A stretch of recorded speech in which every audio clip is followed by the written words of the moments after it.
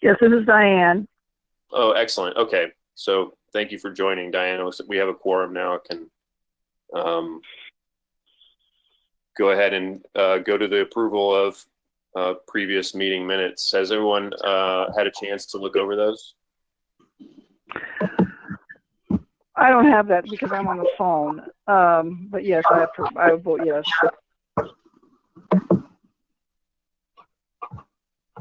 Jolie, did you have any, or did anybody else have any questions about anything in the previous meeting minutes? Yep, they look good. This is Gail. Okay, so Gail approved. Yes. Okay, well, I think we can go ahead and approve those minutes. As for chair comments, I don't have anything for us now. It's been very quiet the last month or two. Been enjoying going on a run. I was able to squeeze in a run today, and last time I was on a run with my family, I saw Eric out and about, so it was nice to at least see one of you in the interim. But I know there's a lot going on, so we'll keep moving and This is hand it over to Roger. Eric for the report. This is Roger Hershey. I couldn't get on the new app, of course, so I'm on the phone. Thanks for joining, Roger. Glad you could make it this way. Did you have any questions, Roger? I guess we've approved the minutes already, so. No, I don't have it. Okay. I don't know. I followed what it said to do, but it didn't work, so I'm on the phone. That's fine. Glad you could be here. I think we're gonna move on to the director's report now, so I'll hand it over to Eric. All right, thanks, Zach. We have quite a few things to cover today. First thing I want to do. Hey, I'm just going to jump in. My connection is super shoddy. What? My connection is super shoddy. Can I just go ahead and pop off because I missed the whole minutes thing? Do you have enough? Do you have quorum without me? We do. If you want to jump back on as a phone call, Jolie, you could do that too. I might try that. Let me see if I can figure out how to do that. But I've missed so far everything, and so I'm not sure. I'm not sure why. It's probably on my end. So let me try that, and if I don't get in that way, Jolie, the phone number to call is in the appointment. all right. You'll have that access code, and then you'll show up as a caller here with us if you want to give that a shot. I'm gonna give that a go, but I'm not overly hopeful. But that's why I was wondering if you had quorum. Yes. Without me. Okay. All right. This is Diane. I'd like to take just a second and talk about this app. I couldn't get in on it either. That's why I'm on the phone. Is this better than Zoom in your experience? I've not used this before. I've only used Zoom and haven't had any problems whatsoever. This is Roger. I tried to follow the instructions, and it said once you clicked on download it or save it, rather, you'd automatically be in the meeting, but you're not. But I didn't ever get in, so I couldn't use it either. So anyway, it didn't take me long to download the program. I'm on a MacBook. It took about a minute to download, and then when I clicked on the meeting in the email, it loaded pretty quickly.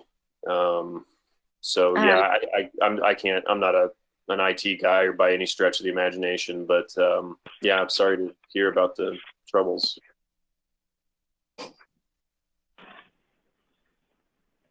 Does the city use GoToMeeting for all of its other virtual work? This is Tamara. So GoToMeeting is the preferred app that the city is using, I believe, to run public meetings to be in accordance with state statutes and open records. We've had a little trouble ourselves as staff utilizing it. I think some of us have used Zoom for outside activities.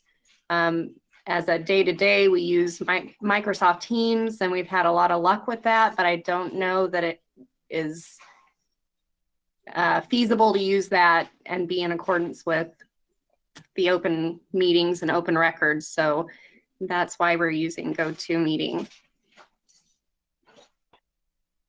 Okay, so I guess Roger. those who had trouble getting in, including myself, will just have to figure it out. So Diane and Roger, would you like to give it another shot? We can certainly hang on for a few minutes. When I went in, there's a link in the hold on a second. Yes, but did you talk about that? There's a Well, you talk about it, you document it, you're good. whoever's talking, I can't hear. Okay, I'm looking at the email that Tamara sent out, and it says, please join meeting from your computer, tablet, or smartphone, and then there's a link, and you hit it, and it goes to, says start go to meeting, and then it comes up, pops up, and says download the app, and it says open the downloaded file to install the app, so you hit that, and then it shows up, and it says opening, go to meeting, and it says, if you save it, it's supposed to come up and put you in the meeting, which it doesn't do. It says go to meeting will start automatically after installing. How long did it take to install that thing? I assumed it was going to be quick, but maybe it wasn't. Maybe I didn't wait long enough. Is this on your phone or a computer, Roger? It's computer. Mine took, less than a minute. I'd say the download of the app was less than a minute. I'll leave that up there and see if it actually comes on while we go ahead, and I can try it on the phone for that matter. But anyway, whatever you guys want to do,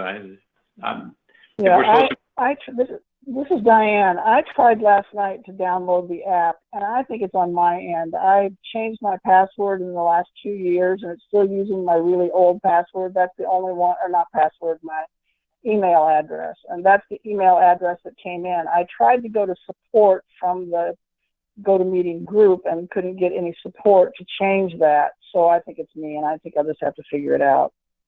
And what it would add is video. I suggest we go ahead and continue with. You're coming through clear on the calls. I suggest we just continue as is. Yeah, this is fine. Report and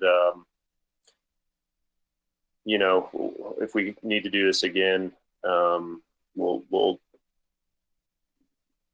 do the best we can for the next meeting. Does that sound good with everybody? Yeah, I can live with that.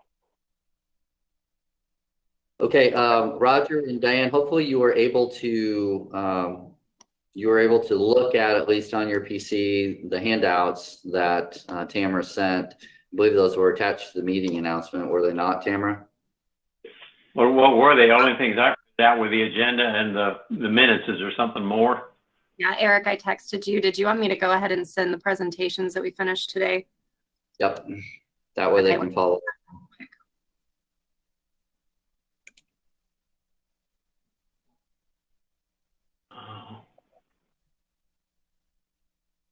Different way in, isn't that what we did? No, I can't get to it.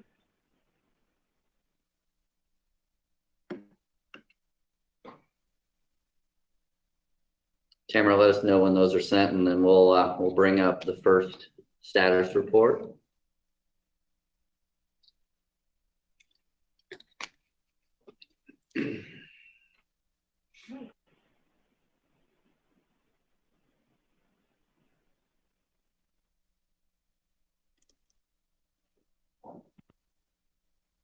Oh.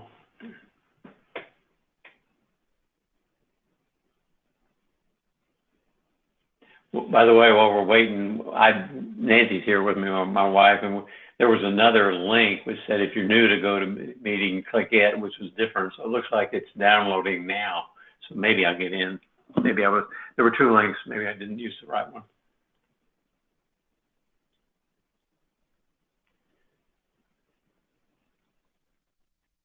Okay, I've sent the emails if you want to give it a minute or two and see if the attachments come in. Okay, in the meantime, Tamara, why don't you share the PRT and arena status report?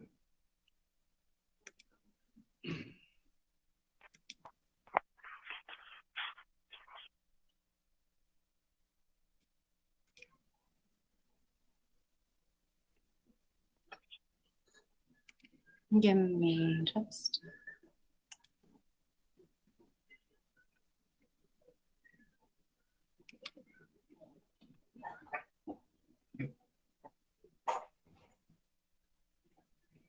Can you see that, Eric? Yes, And I've Zach? got.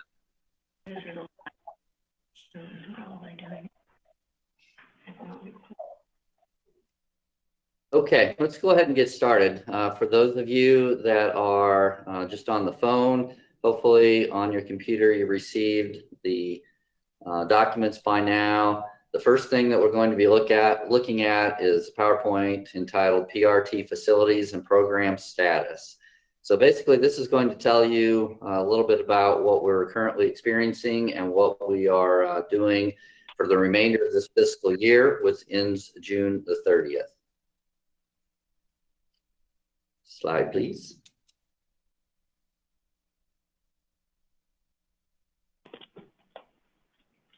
Okay, just a brief reminder of the timeline here. The state of emergency was declared on March the 12th.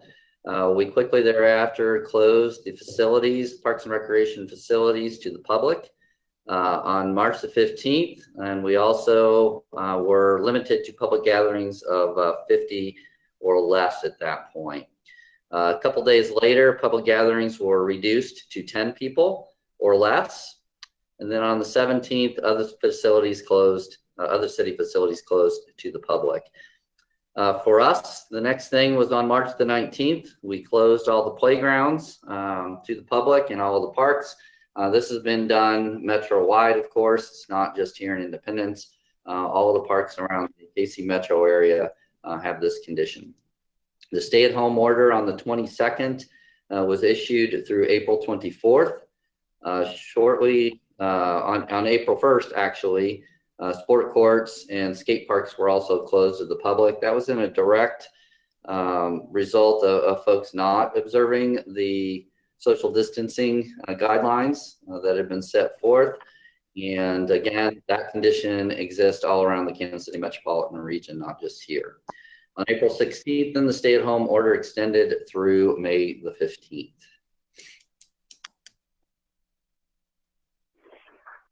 All right, so specifically what that means from the Parks Division standpoint, all of the restrooms, playgrounds, sport courts, and skate parks have all been closed. Baseball and soccer practices and games have been canceled for now. They may still try to get a season in after the stay is lifted. We're still talking to our athletic associations about that. The dog parks actually have been left open. Staff is monitoring those activity periodically. Most of the people seem to be practicing the social distancing of those particular facilities just fine. Closed park facilities will be reopened as clearance is given. So the stay at home right now is through May 15th. We're still waiting to hear what the reopening guidelines are going to be. So until we get a better handle on what the social distancing is going to be or what the minimum gathering numbers are going to be shortly after reopening, we're just holding pat on the facilities being closed. Staff is, of course, maintaining appropriate social distancing. All of the park crews are still in. They're still coming into work every day. Obviously, they're busy mowing, making repairs, maintaining all the different facilities that are out there, and getting caught up, quite frankly, on a little bit of work that we had on the to-do list.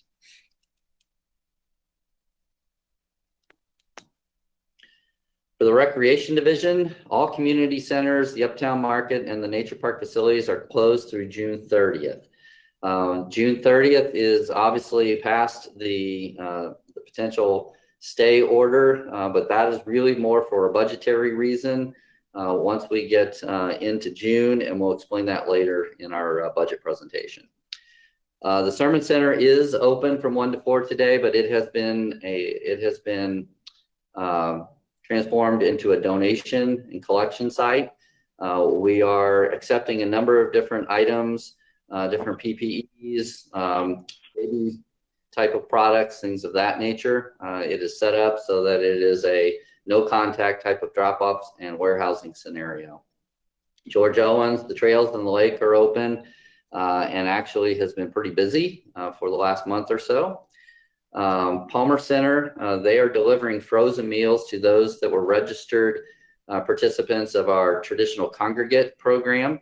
We work with the Mid-America Regional Council, so for those folks that were counting on us and coming into the Palmer Center for meals every day, are now being served frozen meals at home. So we have staff that are driving those and delivering those to the homes after we receive the frozen meals from the caterer that's been employed by the Mid-America Regional Council. So we've got about 740 frozen meals to 74 different homes that we're delivering every other week. And the staff is also making about 200 assurance calls to our senior population that are connected with the Palmer Center to check on those seniors. The farmers market is tentatively scheduled to open on May 23rd. Again, before we get too much into the weeds on that one, we're really waiting to see what the limitations are going to be on the new, once the stay is lifted. The Adventure Oasis Water Park will not open this spring or this summer. It's going to be closed for the 2020 season, both for a safety precaution reason and also for some budgetary scenarios. Essentially with the water park, it makes most of its revenue in June. Once we get to July and August, patron numbers taper off, and then the costs begin to exceed the revenue that's coming in for that particular facility. So both from a financial standpoint as well as a patron safety standpoint, we are going to keep that facility closed for this season. All classes, programs, events scheduled through June 30 have also been canceled, but staff is working on alternative delivery of classes and programs, sending out some internet or some workout videos over the internet and things of that nature. I know the family program staff is also working with their contractors, their performers and such, to come up with some creative ways to still do some popsicles in the parks and things of that nature here in June. All the rebounds have been processed for all the programs and rentals and classes, including all the preseason sales for the Adventure Oasis Water Park. Most staff is working remotely. Got some feedback. Others are maintaining appropriate social distancing, obviously, while working on site. Staff that are in, but the majority are able to work at home from the division. From the tourism side of things, all the tourism facilities are closed with staff working remotely.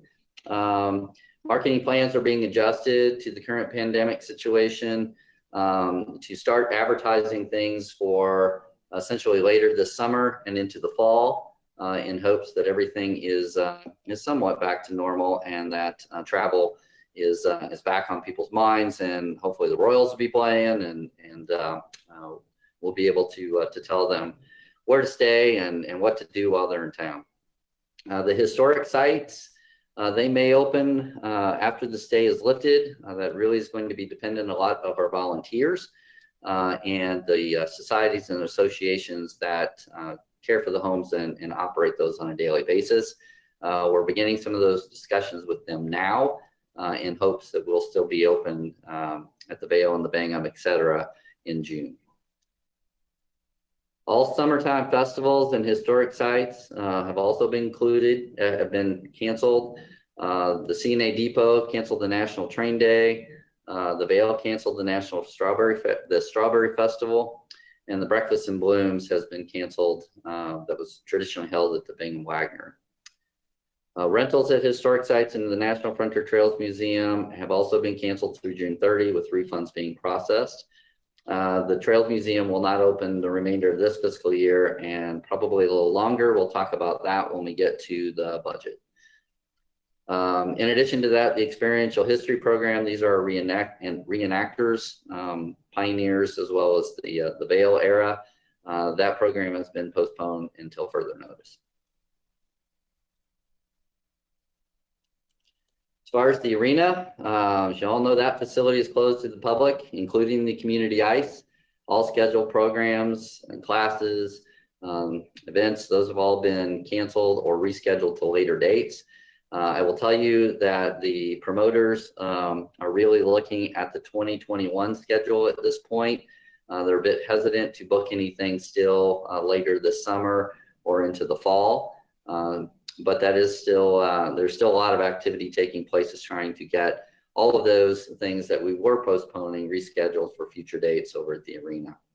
Ticketmaster has been busy working with us to do all the refunds for pre-sales for all the different events that were over there. A few staff have been furloughed over at the arena.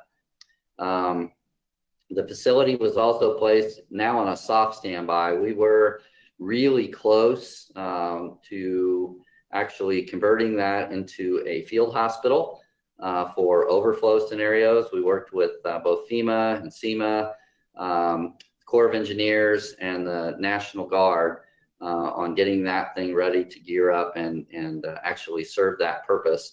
We were just told last week to stand down for that, which is good. And now we are on standby, not just a soft standby for that potential, but also as a drive-through testing site in the parking lot. So more on that if it develops. The naming rights with Cable Dahmer was effective on April the 1st. Cable Dahmer signage is now being installed, so that particular agreement still is going forward, and the name conversion is underway. We're also working on a pretty major underfloor repair system for the refrigerant system that serves both sides, actually. So it's the system that freezes the ice on both the community ice side and the main bowl side. We have leaks, small leaks on both. So we're taking advantage of the facility being closed and going in and making those repairs, which includes taking up some of the concrete and re-welding some pipes and things of that nature. So even though it's a small repair, it's a pretty major undertaking. So we're taking advantage of the downtime to get that accomplished.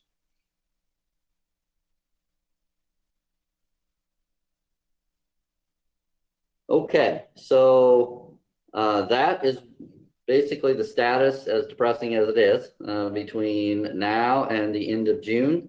So before I get into the budget discussion, we're going to talk about the budget as it affects both the rest of this fiscal year, so now through June 30, as well as what we've proposed for next fiscal year to the city manager for his overall budget proposal. So, but before I do that, I'll take any questions relative to any of the PRT or arena status.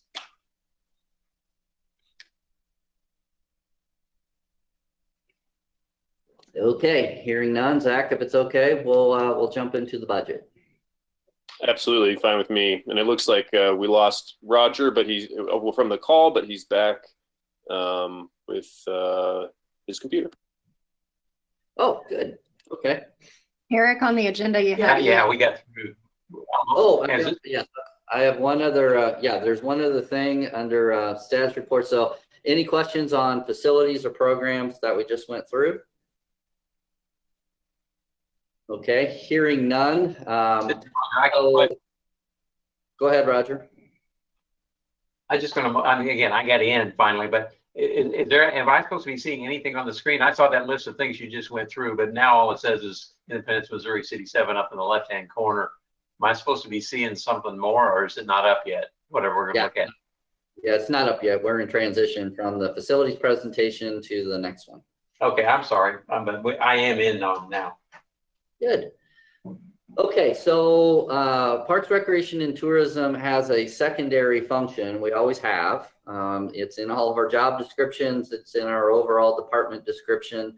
We are, in times of an emergency, the mass care folks for generally for the city, but for something this large that's elevated to more or less eastern Jackson County. So what you're seeing here on your screen is sort of the role that we have been placed in and what we've been working under in addition to Parks and Recreation. So what you're looking at here is called ESF 6, which stands for Emergency Service Function 6, which essentially is mass care in an EOC-led emergency situation, which we are definitely in. So this is a regional table of organization showing all of the different functions that are included under that ESF 6 org chart. So at the top there, I'm the branch director that's serving over these operations, and then you got Jody Wynn over there as the branch deputy. So in case I go down, she gets to step in. Then the next box underneath there is really the person who has been working this daily. Her name is Meredith Paradish. She is with the school district. She is phenomenal. She has a lot of experience in organizing these types of situations. She was involved with Katrina from a lead type standpoint and has been amazing at helping us get all of this coordinated. So you can see the different things that are all underneath there, the task forces and strike teams. This group is working on child feeding for the area. So they're working through all of the school districts to make sure that those kids who need meals each day are still getting those. Over on the right-hand side, we have a big volunteer management group as well that's working with AmeriCorps to provide any volunteers that are needed for any of the functions that you see here on the chart. You've got mass feeding under there as well. This one is more for the general population, food pantries, those types of things. Doug Cowan from CSL is the main lead on that particular function. Communications and citizen awareness, you've got Meg, our PIO with the city, who really is coordinating that whole group and getting all the information out relevant to any of the functions that you see here. Housing and emergency sheltering task force, Jody is the lead on that. Then we've got Cheryl, who is in charge of the Palmer Center, and Chase, who is our wellness specialist. They are all helping with that effort as well. In addition to that, you've got Chriswell, who is the deputy for this group, and she's also our tourism manager. And Matea Thomas is helping her with that. So the tourism division, they were busy early on in working with hotels to secure space for emergency responders so that they could be isolated, either if they were showing symptoms or if someone in their family was showing symptoms, or if they felt as though they might have been exposed in a response that they had been involved with. They could go stay in a hotel and not bring anything home to the family. So they were busy doing that. Then they were also working with the state at the same time that we were working with them on the arena to secure hotel and lodging options for those folks that field hospital scenario would have brought into town. First starting with construction, literally they would have had to build a hospital inside of the arena. Then as soon as they moved out, then you would have all the emergency responders that would have been brought in from around the area, outside of the area that needed lodging as well. In addition to others that might just want to be close to someone that might be being treated in there. So they had quite a bit of coordination that they were doing along those lines. And then according to the plan, then of course mental health services, that's a big one in the overall plan here. Very important aspect of our emergency response. Their job is certainly not done.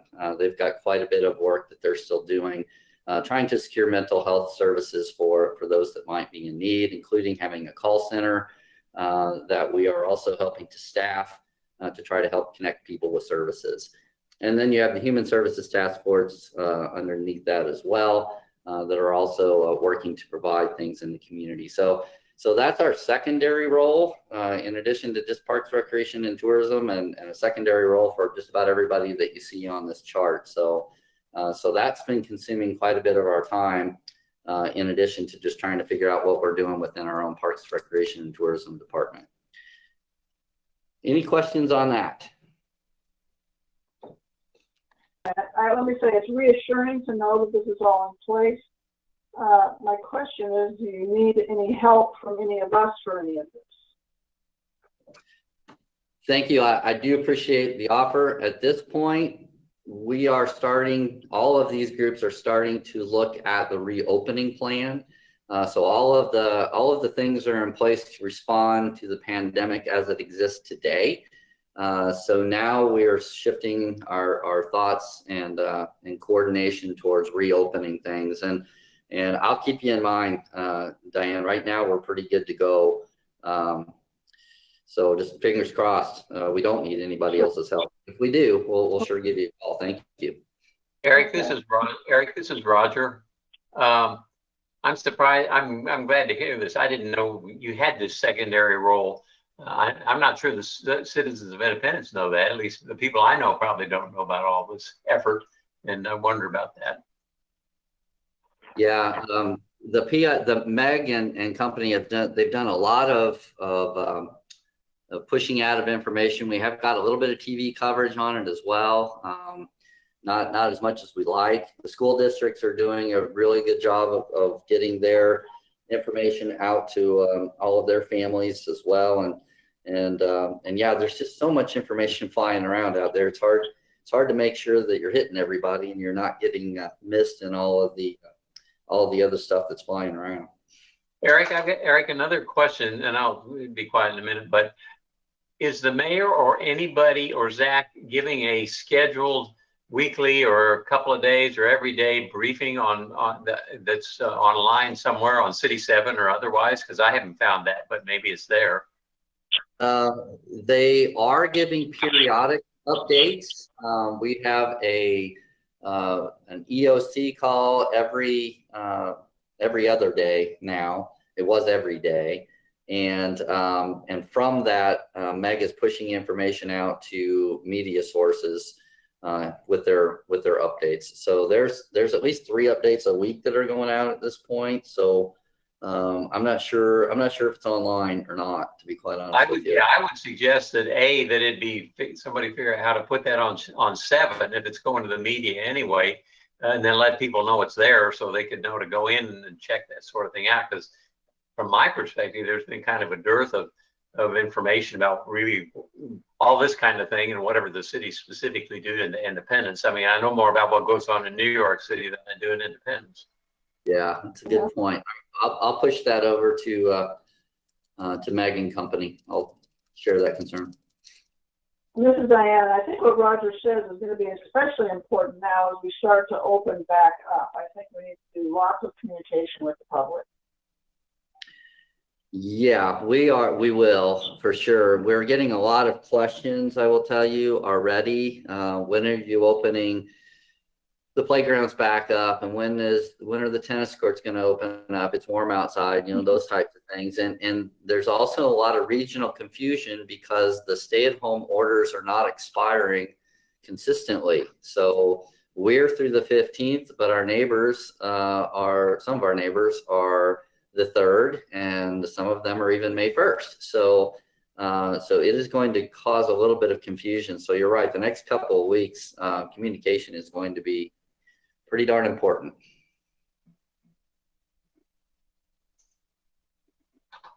Okay, let's roll into the budget discussion. Let's talk about the things that we had to do this fiscal year as a result of the pandemic and the loss of revenue in this last quarter of the fiscal year.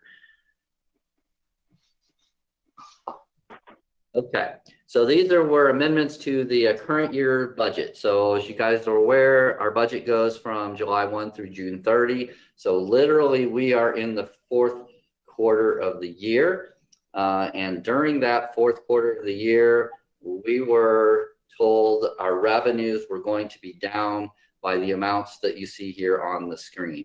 So quite literally, we have 4 months, essentially, a little over 3.5 to 4 months to find a little over $1 million in our budget. And our budget, as you know, for Parks, Recreation, and Tourism is only $8 million in total. So finding that in the 4th quarter, after all of the expenditures have been put in place through the first 3 quarters, was pretty darn difficult, and is what is driving and resulting in some of these facilities not being able to reopen until July 1st. So with that base information, let's go on to the next slide.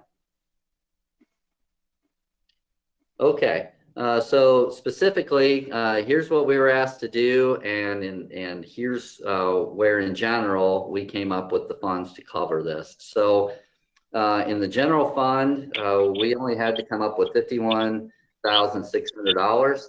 Those were all achieved through some operational reductions, which we'll cover in detail here in a moment. The Parks and Recreation sales tax is projected to bring in $676,000 less than what our budget had assumed. So that's how much we had to come up with. Plus, with facilities being closed and programs being canceled, we also had some lost revenue that we needed to adjust for as well. So those were achieved in the following ways. We had about $35,000, almost $36,000 in operational reductions. Capital projects were deferred, which is about $121,000. And then fortunately, we did have some fund balance, actually a decent amount of fund balance still in the bank. And we are having to draw upon that fund balance to make it through the rest of this fiscal year. From the transient guest tax side, we are looking at about $320,000 less coming in, plus about $26,000 less in some of the admissions revenues that we would have received this spring. Those were covered with $114,000 worth of operating reductions, but almost $70,000 in capital projects were deferred. And Tourism 2 has a fund balance that we had to tap into to reach a zero bottom line.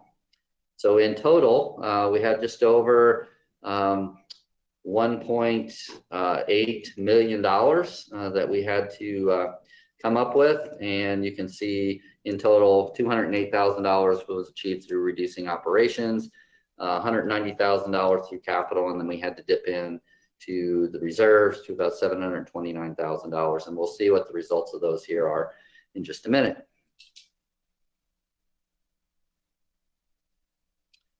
Okay, so some specifics for the general fund. We're holding one Parks and Recreation maintenance worker position vacant. We closed the Sermon Center through June 30th.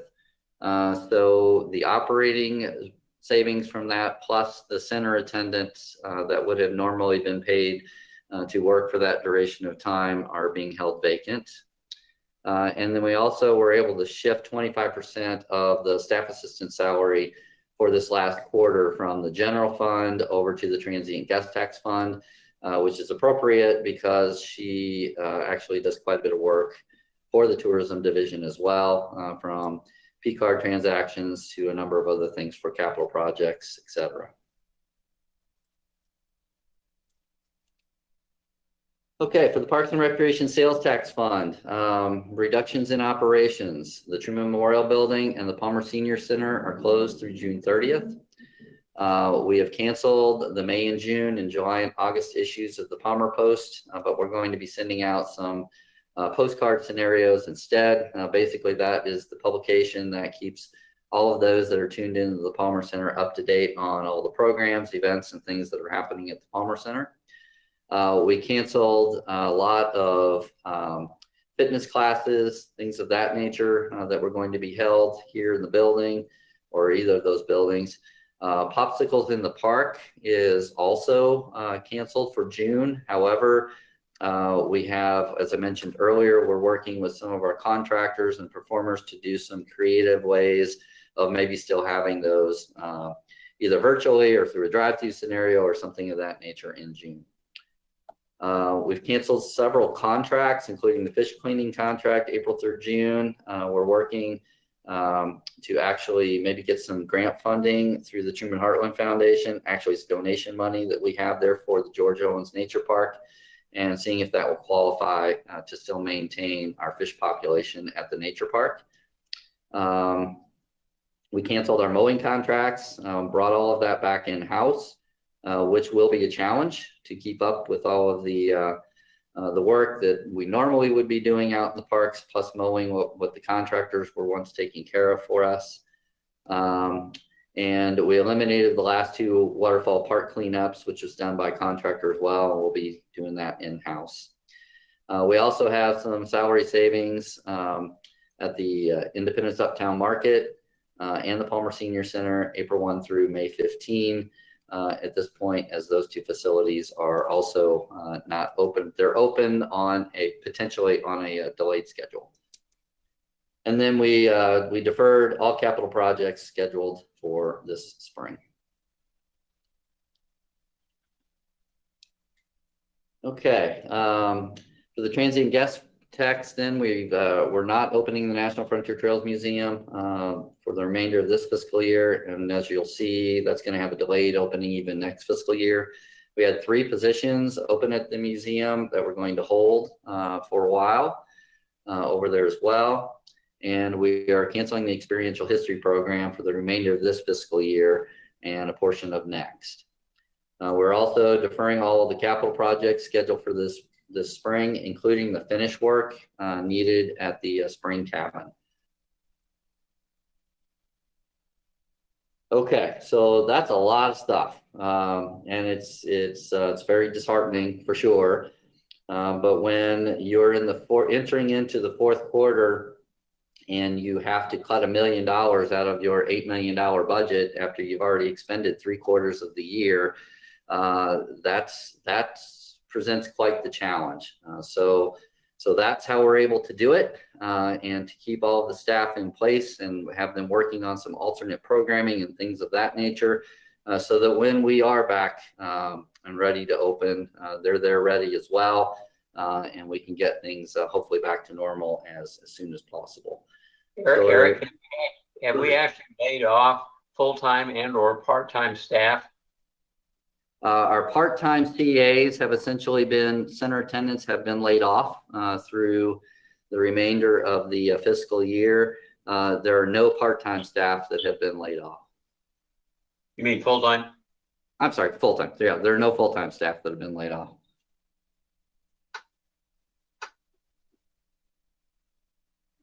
Okay, so if there are no other questions on this fiscal year, I'm going to take a drink of water and we'll move into the budget discussion on what we were proposing for next fiscal year, knowing that revenues are still going to be down for a while. So let's take a look at that, Tamara.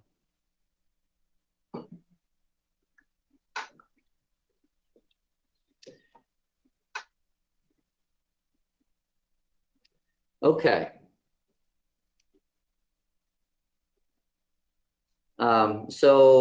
Going into next fiscal year, obviously we're going to have some reductions in revenue still as things get back online slowly. We also took a real serious look at the next 5 years for each of the particular funds and forecast those out to see how long it might take us to fully recover in all of the different funds and be back to full-scale operations, what it would take. And then based on the current information regarding the impacts of the pandemic, it's estimated that the specific losses are going to be $26,000 in what is the general fund, which is only a 1% decrease. And we'll cover that in a moment, because you might have heard that the general fund is going to take a bigger hit than that, but we've got some good news that we'll share on that one here in a minute. The Parks and Recreation sales tax, we're still probably looking at $211,000 down in just pure tax revenue, and then about $100,000 still down in the transient guest tax. And those are all projections. So what you're going to see as far as the following proposal is concerned is extremely conservative. So we're planning for really slow recovery and being pretty cautious about gearing back up to make sure, until we are sure that the revenues are coming in at a rate that we can accept. Okay, so in addition to the transient or the tax revenues, which are in that first column, we also have to take a look at the very real fact that we're going to be losing some program revenues and some rental revenues as well. So that's that second column, about $221,000 in losses there, on top of the $311,000 in tax revenue reductions. And again, here's how we came up with those: about $309,000 in operational costs. Capital projects have all been deferred at this point. So as terrible as that is, it did have a positive impact on our fund balance. And this is what I mean by saying we're taking a very conservative approach. So we're holding all of those capital projects.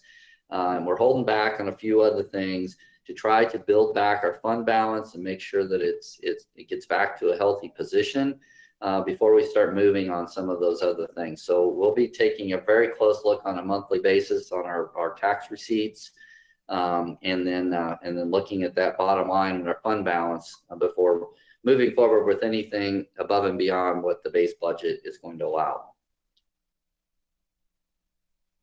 Okay. Okay, so a few of the details on our reductions. So you might notice that doesn't say general fund anymore. It says health and recreation fund. So at our last meeting, we talked about the efforts that we were making both at the city manager's level, parks and recreation level, to essentially move ourselves away from the general fund and create the health and recreation fund, which is supported by the health and recreation levy that is assessed in the property taxes. So that levy brings in about $2.6 million a year, and it can only be spent for health and recreation activities.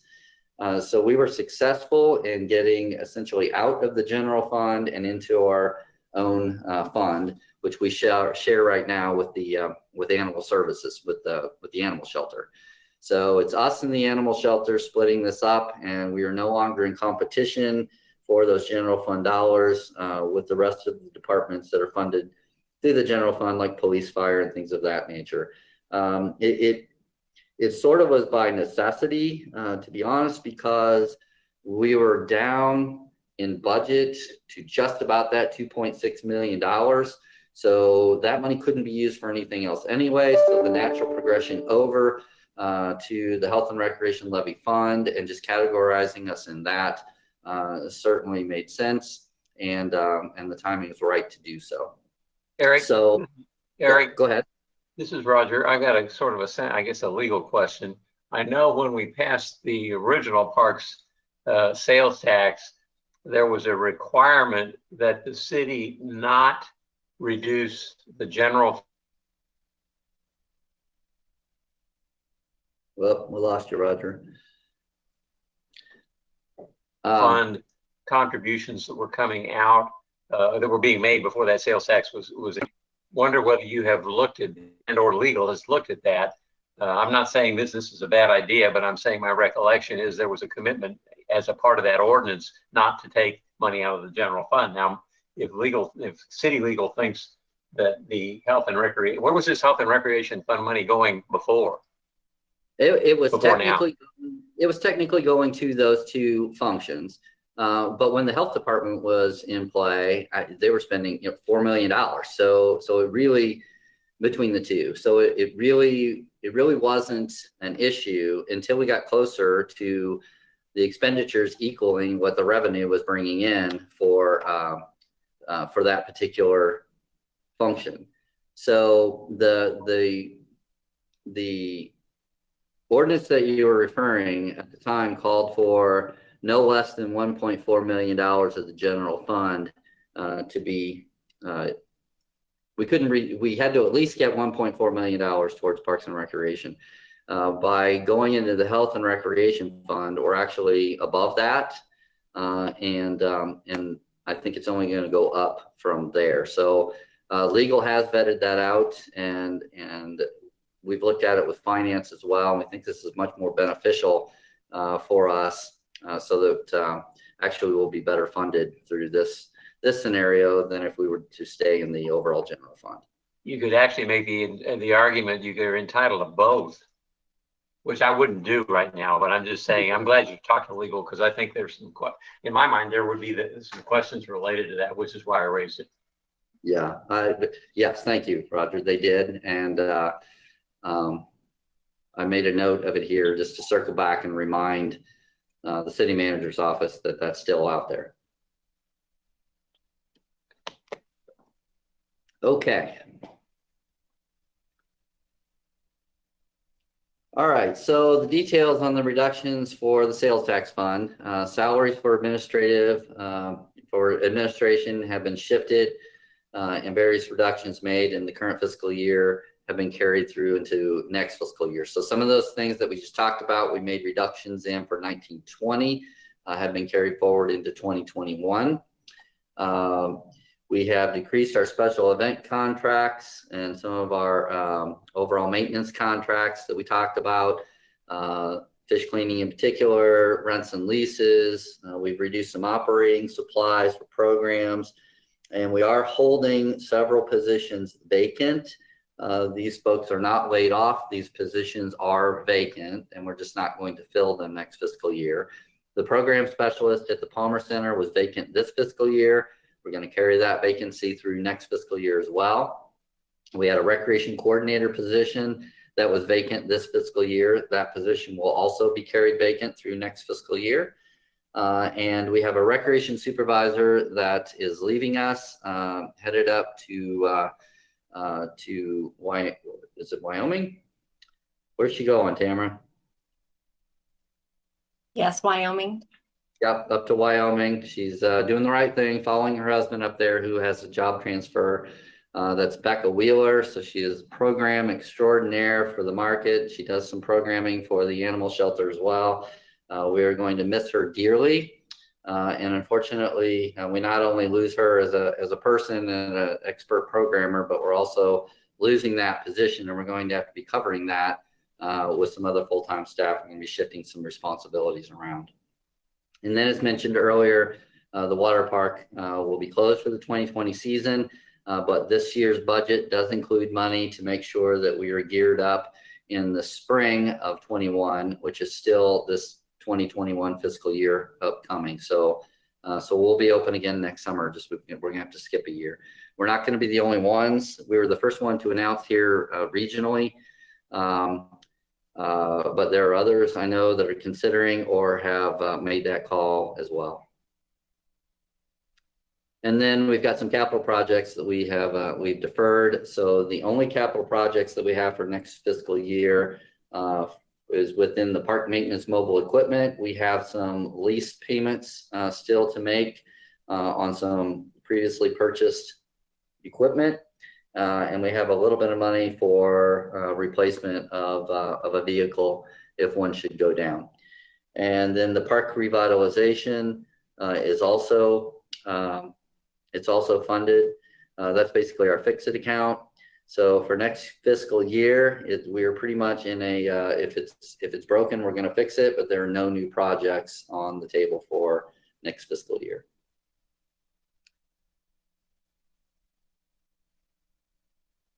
And then for our transient guest tax fund, the National Frontier Trails Museum is going to remain closed until January. We've got those 3 positions that we're going to have to hold through the fiscal year. Through the first part of the fiscal year. Tourism, their only funding source is through the transient guest tax, and that is just a shot in the dark on how that's going to come back, how long it will take, how strong it will be when it does start to tick back up.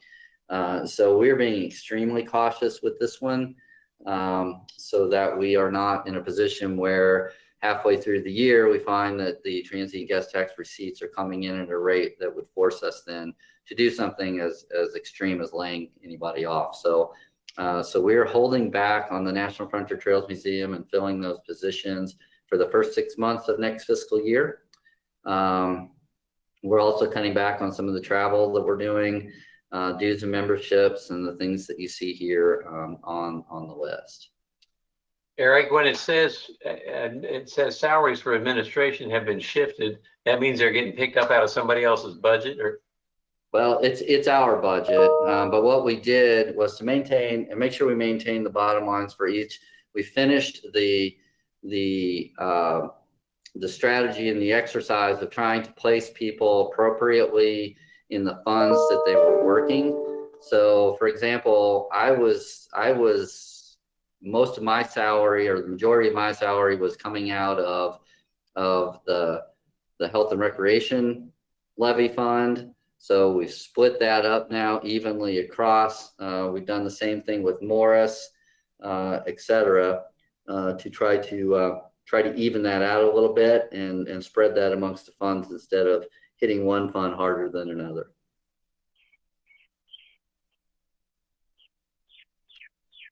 Okay, all the capital projects for historic site rehab and the Truman Depot, well, all the projects have been deferred except for historic sites rehab, which is sort of like the park revitalization account for tourism. That's the fix-its for the historic sites. And the Truman Depot is still on board. So that is a match scenario. We have a $350,000 grant that we don't want to lose. And we are matching that with $80,000 out of the transient guest tax fund balance to make sure that that project can still go forward. The design is already done. We're getting ready to do bids. So the decision was made that let's not lose that $350,000. Let's go ahead and complete that project. So that one's still on board to open very late fall of 2020.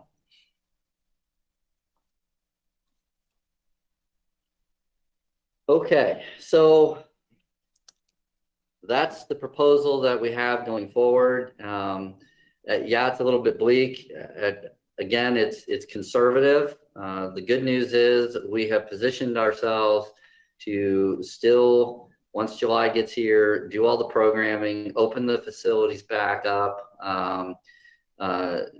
continue to do our family programming and things of that nature, and serve our resident base. So we're buckling down at this point, and I think we put ourselves in a pretty good position to serve our residents in the way that our department is designed to. And hopefully things will continue to improve. Our fund balance will get a little better, and we will be able to do even more and bring some of those capital projects back into the fold. Eric, Roger, once again, have there been, I presume from what you're saying, there have not been any actual salary reductions yet? Has that been under, is that number one, is that true? And number two, has that been discussed if things really turn south? Yeah, that hasn't taken place yet. There may very well be conversations going on at the city manager's level. We haven't talked about that here yet, but it's obviously if we get another wave of this and something happens this upcoming fall, and we have another shutdown scenario, we're going to have to look at additional options. That's one of the reasons why we're being so conservative going forward and holding back as much as we are. To hopefully try to avoid any type of layoff scenarios and make the economy even worse.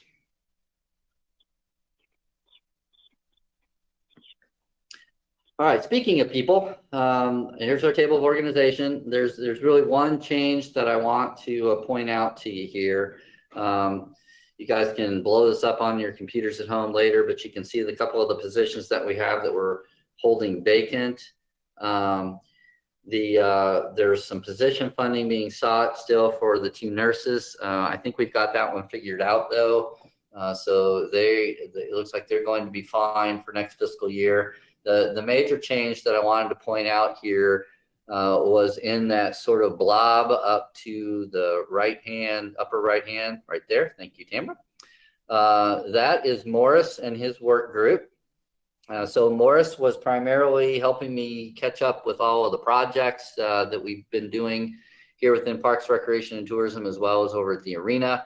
We're just about finishing up on all of those that we had started earlier in the fiscal year.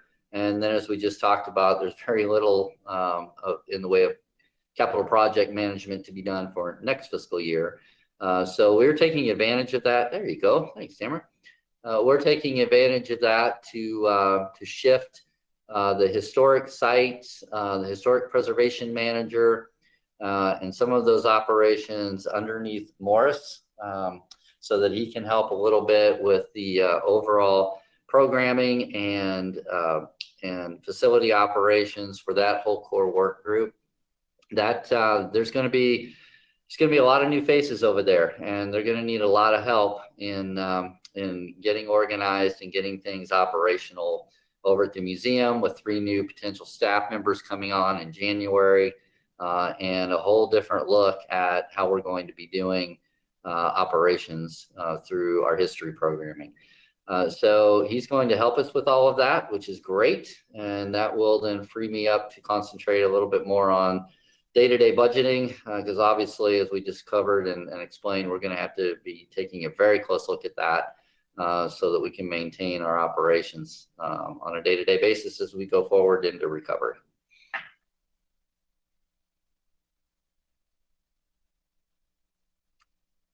Okay.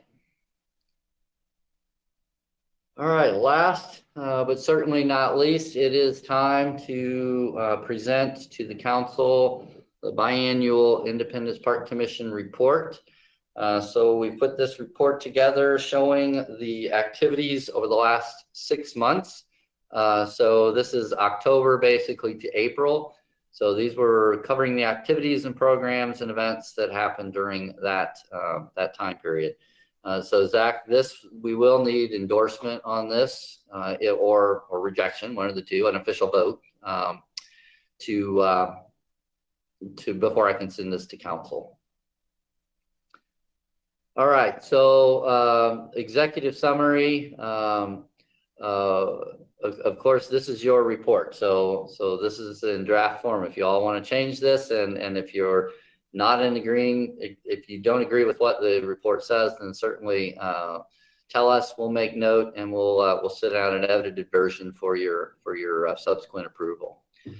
So essentially, the executive summary covers when the Park Commission was established, and that in general, the Parks and Recreation sales tax is being spent appropriately per that ordinance. So we'll go through some of the details associated with that below.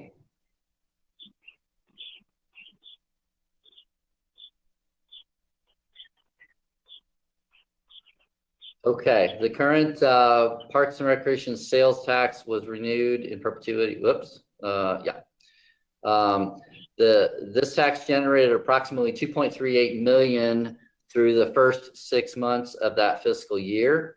And it is dedicated to fund ongoing parks maintenance, certain facility operations, and some recreation programming and special events, as well as funds our capital projects.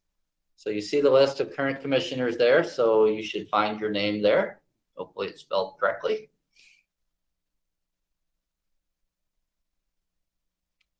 Okay, let's roll on down, please.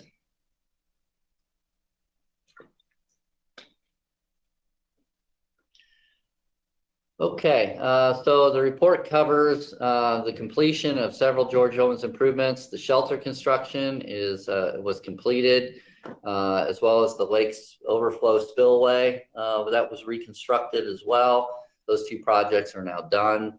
Palmer Center soffit and fascia was replaced in front of the center. And we had some mobile equipment upgrades. We're still waiting on, COVID has put quite the delay on some snowplow trucks, essentially. Well, there's some larger 550s that we purchased for hauling the heavy mowers. So basically the tractor style mowers, as well as they were outfitted with snowplows as well. So unfortunately, we didn't get to use those for this past winter, but they'll be ready to go when we finally get them in, hopefully soon, so that we can get our bigger mowers around the system a little bit more efficiently. And then the park revitalization account obviously was put into play over that 6-month period. So you see a couple of pictures there, specifically the shelter. It is the large style shelter, so 80 to 100 people underneath it. It's one of the larger ones in the system. It's in a really nice setting down there by the lake. It is available for rental as soon as we are allowed to rent again, which is kind of exciting. We've been wanting to get that replaced for quite some time. The spillway at the bottom, this is an earlier picture. It has been adjusted somewhat, and reduced some of the riprap, especially the size of it, to bring the water table of the lake a little bit lower than what the spillway was maintaining with the larger riprap. It was a little too high. It was still overflowing on the other side of the lake instead of at the spillway, but that's now been adjusted. Hey, Eric, question for you on that. Did you guys do the bridge that you were talking about? We have not yet. That's one of the projects, unfortunately, that we have on hold, but it is pretty high priority. So once we start to recoup a little bit, that's one of the first things we want to get back into play. Okay, yeah, because that picture looks really good compared to the one I took. Yeah, yeah, yeah. It's there's a little bit of a mud hole down there at the bottom.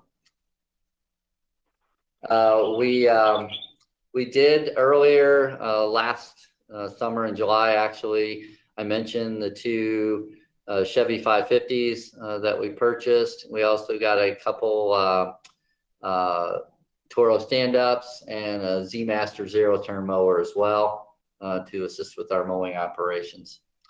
And then, of course, the Park Revitalization Fund does what it does for the past 6 months, and it helped replace playgrounds and picnic tables that are damaged and things of that nature. That program, I think it's real important to note, that program will continue into the next fiscal year. So that is funded, and that's key. As you guys know, we have a lot of picnic tables and benches and trash receptacles and things of that nature that get damaged throughout the course of the year, and we have to keep replacing those things so that the parks can be used.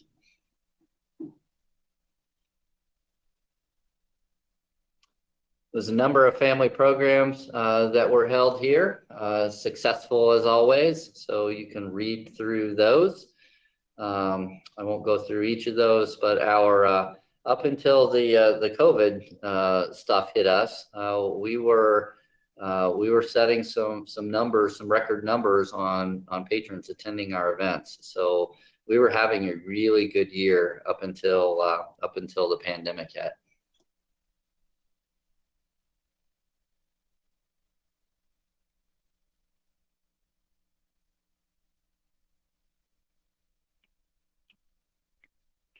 So that kind of wraps it up. It's pretty short and sweet. The next Parks report is due in October, so that one should be pretty interesting. We'll start working on that one here pretty soon, and then we'll add to it as we go through the summer. But again, it's pretty much base operations for the next 6 months. So with that, Zach, thank you. I'll turn it back over to you. Sure. Yeah, and I saw that picture of Santa Fe. Were there some tennis court resurfacing that was put on hold as well? Santa Fe was completed. Oh, good. So both upper 6 and lower 6 were done. The McCoy was those courts were scheduled to get overlaid this spring, and we had to put those on hold. And then Mill Creek tennis, those 4 tennis courts over there were slated for next fiscal year, and those are also on hold. Great. Well, thank you for that update. And then does anybody else have any other questions before we move on to old business? So Eric, on that one with the George Ellen Spillway, should we not put complete? Because I know when I talked with the naturalist and the people there, they are going to be sad to see that as complete and acceptable because it doesn't look good. Yeah, the part that's complete is our work with WPC. So that was a joint project. So what was in the scope of work essentially is complete. We need to internally go back and do some finish work there, of course, with some ground cover. We may still have to work on some riprap scenarios, shrinking that up a little bit. And of course, as you mentioned, the bridge, but that was not part of the original project work. That was something we were going to do independent of that once WPC finished with their work. So yeah, I hear you in that. Overall, if you look at the project in total, the second phase, I would call it, still needs to be done. Phase 1, the cooperative work that we did with WPC, that's done. We still need to do phase 2. Okay, yeah, it's kind of a mess. So I'd hate to put complete on that, but I hear you. All right, we can adjust that for sure. Okay, thank you. Mm-hmm. do we want to take a vote to approve that at this point, Eric?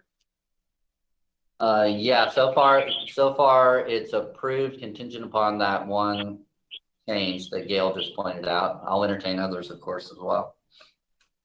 Okay, did anybody else have any comments? It sounds like we don't need to move to approve that.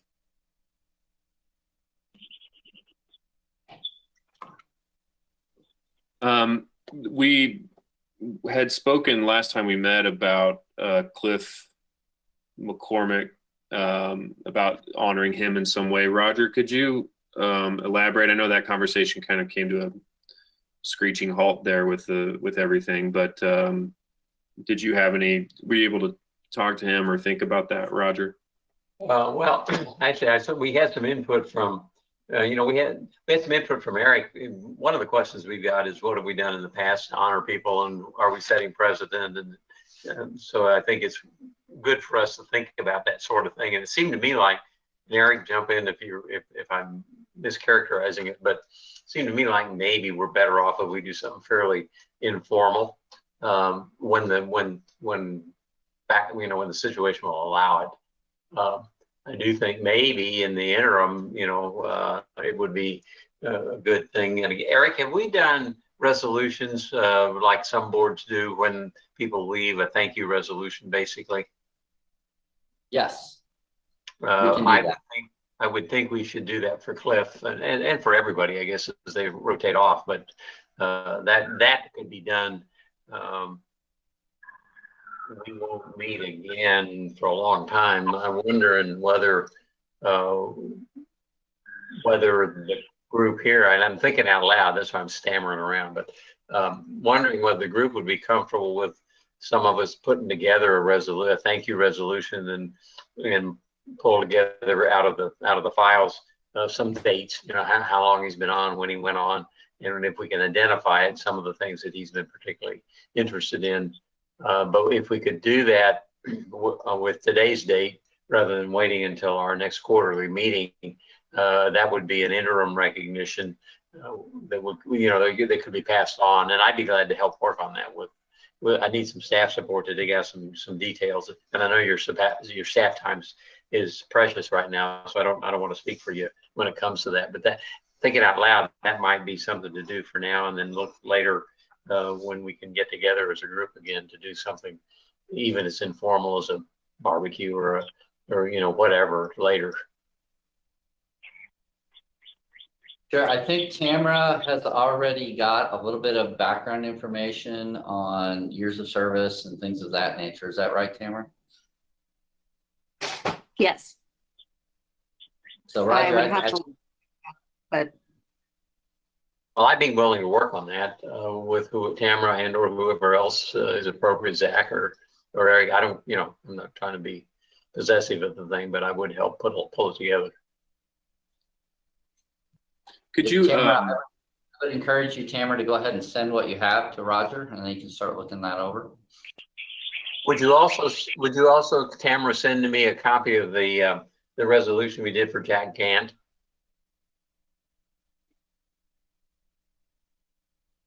Did you hear me? Yes, sorry, I had to unmute. I was clicking around on something else. Yes, I will look into that and send all of that to you. And I will pull it together, and we can circulate it to the whole group if that's what you want to do, Zach, or whatever you want to do. But I just think it'd be good to be able to tie into today's date in terms of showing it adopted or approved or authorized. Yeah, I think that sounds great, Roger. I appreciate your help on that. And yeah, if you want me to have a set of eyes on it or contribute in any way, I'm happy to do that. Please just, let me know.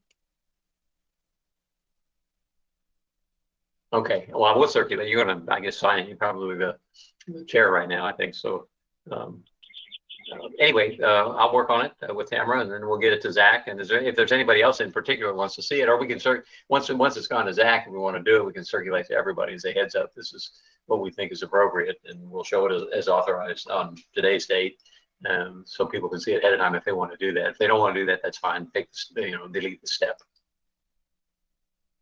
All right, sounds great. Okay, well, I will work with Tamara. We'll see if we can pull together a resolution, and I'll get it back to Eric, Tamara, and Zach, we can tweak it a little more, and then we can decide. Zach, you can decide what you want to do in terms of further circulation, if any. Wonderful. Does anybody have any other old business? Is there anything else to discuss there?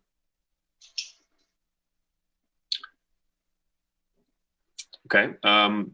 Anything under new business?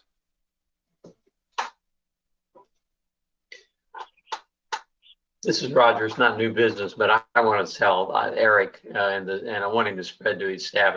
I'm extremely impressed with what's going on here, with what this staff is doing and what his leadership is leading to. So, like I said, I didn't know he had this whole secondary set of obligations and responsibilities that have come to the fore in this current situation. But to handle the department in this kind of a downsizing, screeching of the brakes, at the same time working on the other things that he's working on, he and the staff are working on.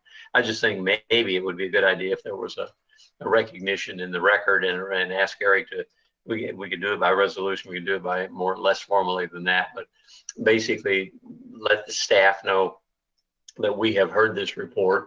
We have been impressed by what's happening there, and we appreciate the dedication and service that they're showing in this extremely difficult time. Well said. Yeah, I agree, and we're lucky to have you all in the city. Yeah, I concur. Thank you, Roger. Well, thank you, Roger. Thank you, Zach. Honestly, it's you've got one heck of a team in this whole Parks, Recreation, and Tourism group. They are amazing. They haven't hesitated, and they're just running forward and getting things accomplished and done, and being as creative and cooperative as they possibly can. It's a pleasure to work with them. Is there any chance of, and I know that you don't want to necessarily single out groups, but I'm wondering whether, and again, thinking about the city PR people, whether there's a chance for some stories, maybe certainly not limited to the park department, but stories of staff that are sort of going above and beyond the call and rising to the occasion, so that people in the city, because usually all you guys get is a bunch of crap, a bunch of people that are unhappy because this isn't mowed or that isn't done or this pothole isn't fixed, and it just seems to me like we ought to figure out a way not only to say thanks to the staff, but to the extent we can help the public understand what in the world is going on in terms of the city staff right now, and in terms of their stepping up stepping up when they need to.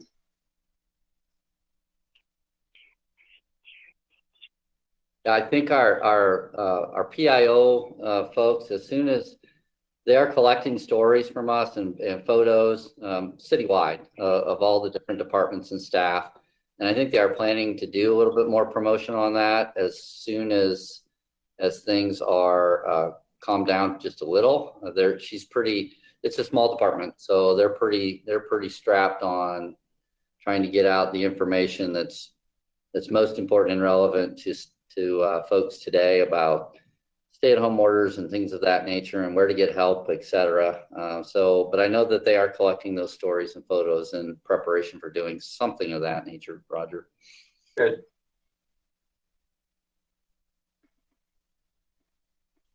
Another question, Eric. None of this stuff that we've gotten today is in any way confidential, is it?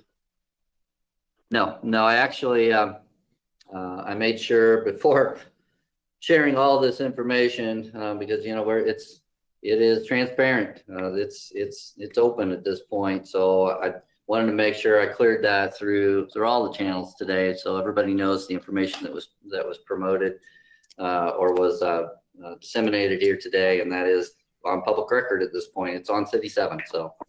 Okay, good. One thing I would suggest maybe is sending Cliff a copy of this. I know he'll still continue to be interested in what's going on in Parks and Rec, and actually I can forward it, I guess, but Tamara might just send it to him. Say the commission met, and we knew he would be interested in what's going on, and here's what the commission wants. Sure, we can do that. Good.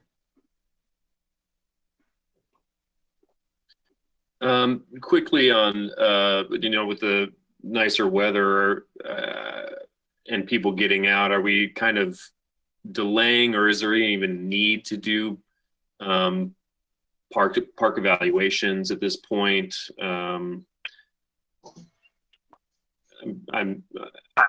I could see where it'd be feasible for some people, but with others, and I don't know what you'd like eyes on, if anything. Do you have some guidance or expectations or anything there, Eric? You know, I think we can probably table it for the spring, and hopefully we'll get it back in the fall. You know, part of what I talked about was canceling contracts and things of that nature. So our park staff is they're pretty strapped with trying to do a lot more actually than what they've done in previous years. So they'll get to stuff when they can as far as the fix-its, but primarily right now it's going to be just trying to mow and keep the landscaping up and keep the parks presentable and open. Great, that's good to know. Are you able to, is there any kind of interference with any of the boundaries you've set up? For example, kind of putting barriers around the playgrounds and things like that? Yeah, it's kind of a daily thing to go out and put the playground fencing back up where it's been torn down for folks that just really want to get on that swing. So yeah, we do that on pretty much a daily basis, unfortunately. That's too bad.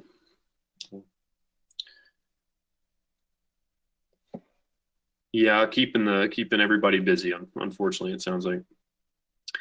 Does anybody else have any new business or any questions before we move to adjourn?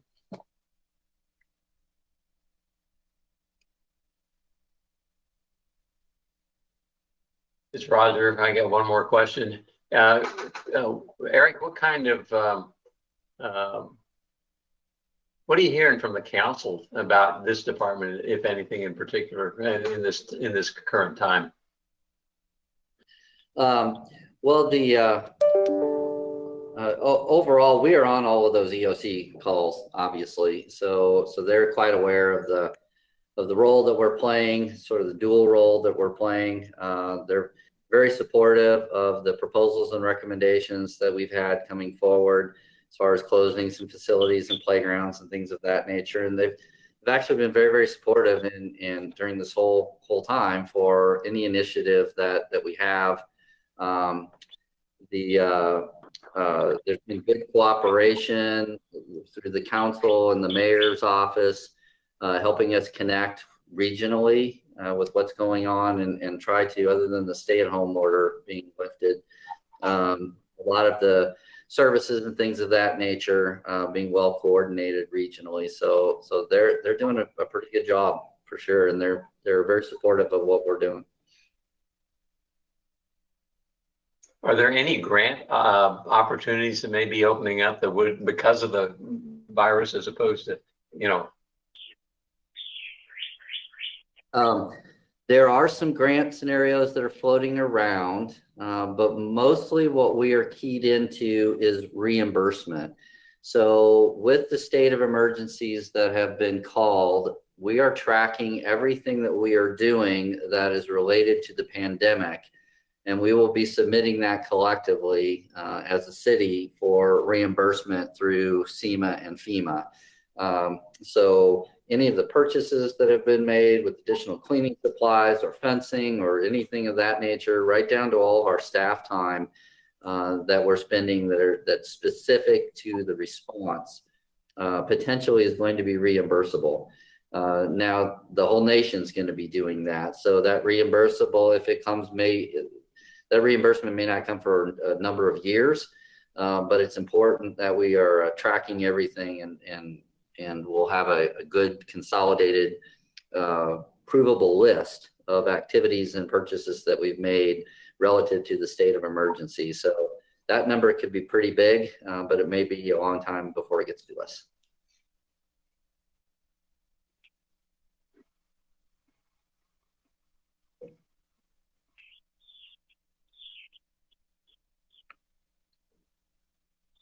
Any other questions?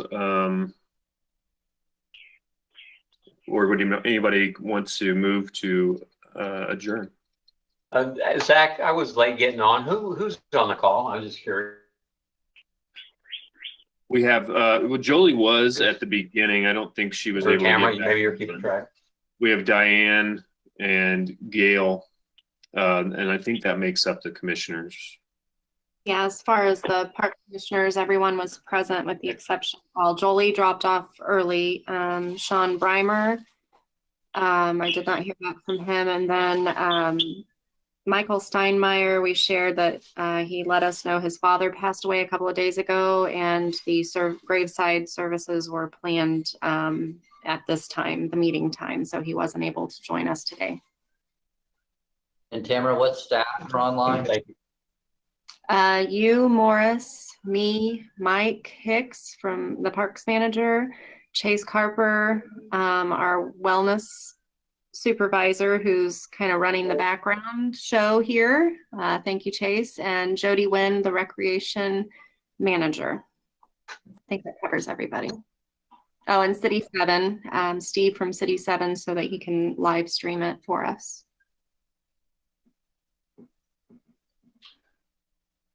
So glad that my face was up there for a little while. You're famous. So glad I'm not.